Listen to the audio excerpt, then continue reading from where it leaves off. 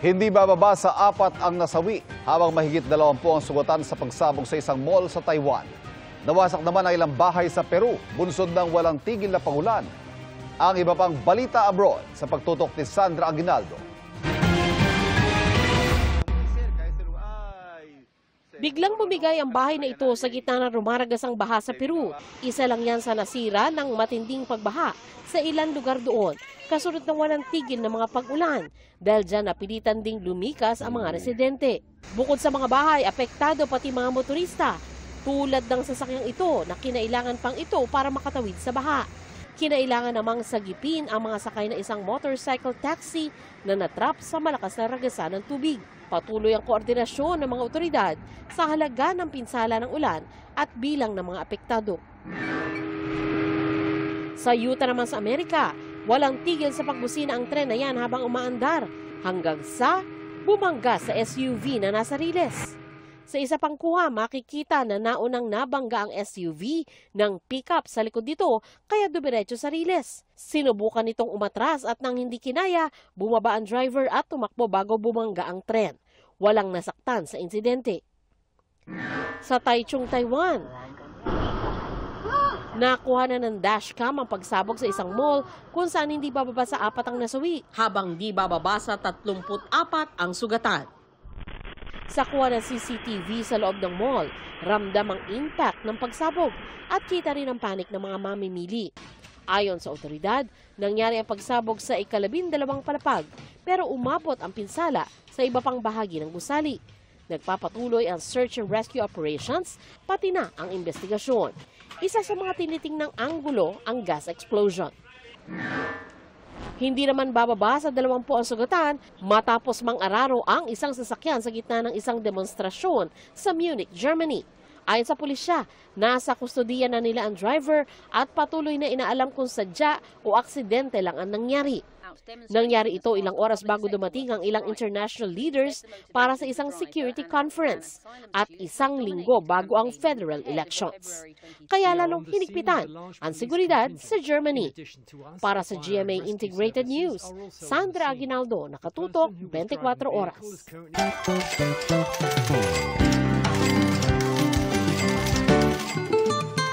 Basta't usapang bagnet, aba hindi po magpapahuli riyan ang Ilocania. Ang patok na putok-batok business ng nakilala namin mula sa Pangasinan sa pagtutok ni Jeric Pasilyao ng GMA Regional TV.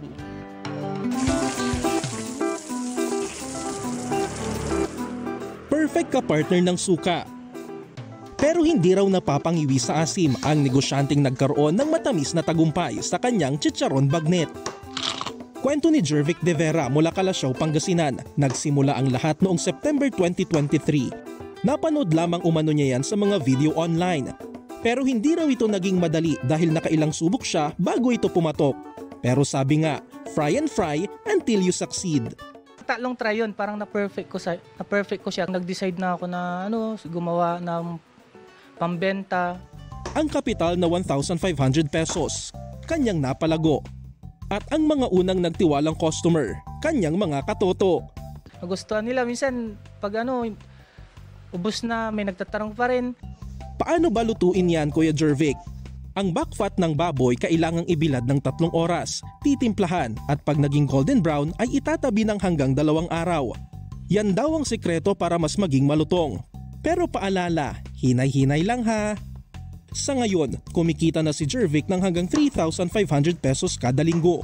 Dumami na rin ang customers kaya mas nakakatulong na sa pagtataguyod sa kanyang pamilya. Ang kanyang partner naman, all out din ang suporta. Lagi naman akong nasa likod niya kahit ano pang gagawin niya. Kasi ako naman yung parang syempre pinakauna dyan as a partner. Kailangan natin sila i-guide. Sa negosyo, wala naman daw talagang perfect recipe. Pero kung patuloy na magpupursige, tiyak na makakamit ang tagumpay na singlutong ng bagnet. Para sa GMA Integrated News, Jeric Pasilyao, nakatutok 24 oras. Hulikam sa Malabon ang paghablot sa cellphone ng isang estudyante. Ang suspect ay rider na nakuniporme pa ng isang motorcycle ride-hailing app. Nakatutok si Nico Wahe, exclusive. Magtatanghali kanina, nakatayo sa eskinita sa Barangay Baritan, Malabon ang lalaking estudyanteng ito habang nagsiselfone. May dumaang motorsiklo na ang rider nakasuot ng uniforme ng isang motorcycle taxi app. Huminto siya sa dulo at hinintay na makalapit sa kanyang estudyante. Kinausap niya ito hanggang sa hinablot ang cellphone nito at mabilis na tumakas sa motorsiklo. Sinubukan pa siyang habulin ng grade 12 student na tinawag naming si John. Trauma raw ang inabot niya dahil sa nangyari. Hindi ko po magawang sumigaw po dahil nga din po na-war shock po ko, na-trauma po kasi first time lang din po nangyari sa akin. Agad nagsumbong ang biktima sa barangay na agad itinimbre sa mga pulis na nagkasa ng follow-up operation. Nag-send po uli ang Barangay Baritan ng kopya ng certificate of registration base dun sa nakuhang plaka ng motor. Then napag-alaman po namin dun sa address po na nakalagay po ron at saka pangalan po na nandun po, which is malapit lang din po sa pinaggaganapan po ng Oplancita namin. Nang dumaan daw sa Oplancita checkpoint ang suspect, dito na siya tinanong ng mga pulis.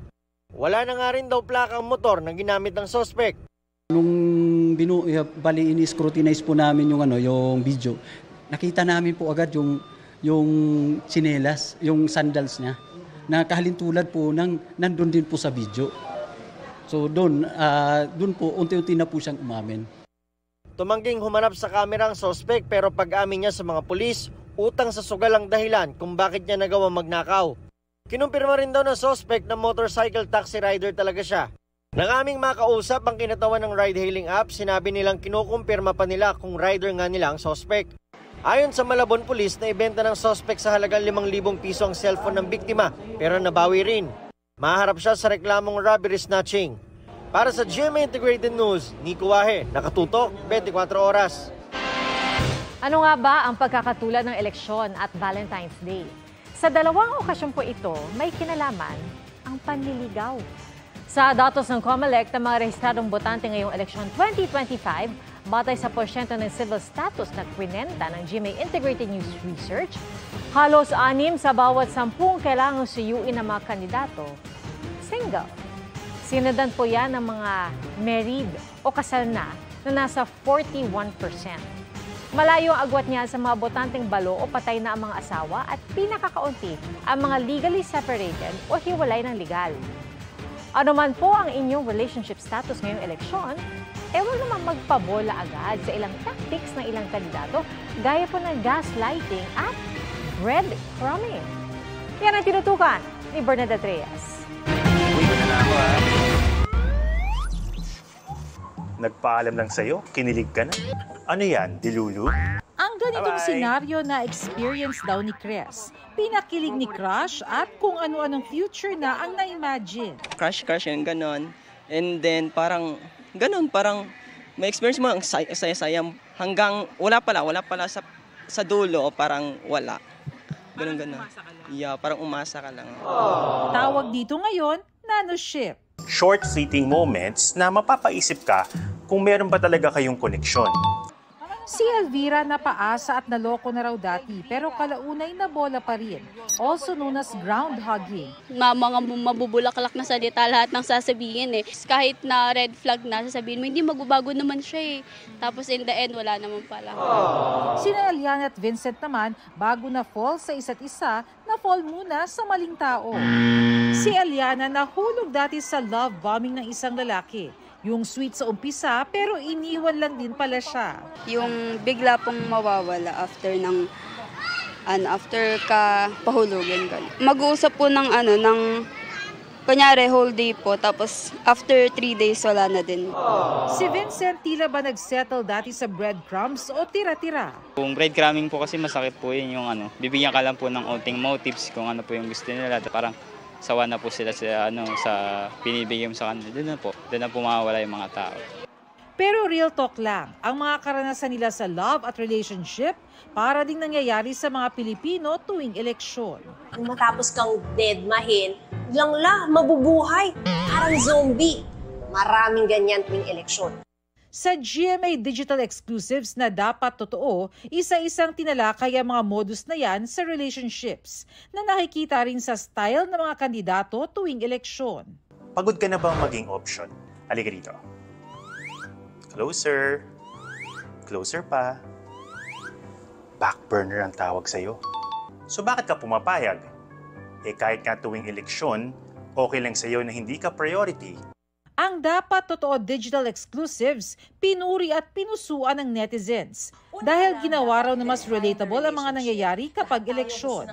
Sa ngayon, mahigit 3 million na ang views ng video series sa iba't ibang social media pages ng GMA.